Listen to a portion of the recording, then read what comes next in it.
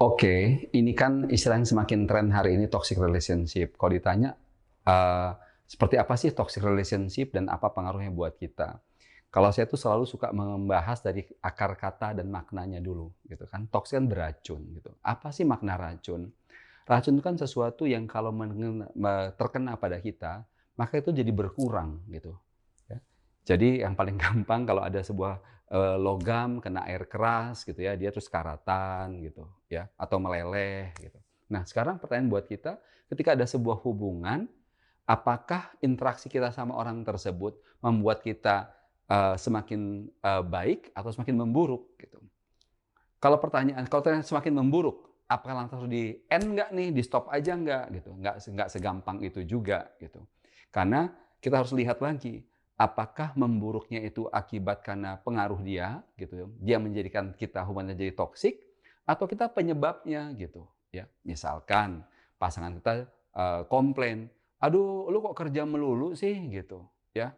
Kata yang dikomplain, "Kan gua kerja buat lu juga," gitu. "Masa lu mau komplain aja sih?" Gitu. Nah, itu kan hal yang sederhana, kecil bisa jadi rame tuh lama-lama gitu ya. Karena tadi kan toksik itu mengurangi. Nah, ketika suatu tuh kurang kayak orang masuk angin gitu. Kalau orang udah kena masuk angin tuh nanti gampang kena penyakit-penyakit yang lain gitu. Jadi sebelum penyakit-penyakit yang lainnya itu keburu masuk, kita beresin dulu. Nah, caranya bagaimana? Kalau buat saya sih sadar diri lagi gitu, sadar diri. Jadi kita nggak meng-attend, nggak menghadiri, nggak membahas langsung komplainannya, tapi mikir gini, iya ya sebenarnya selama ini tuh, gue itu adil nggak sih sama orang gitu.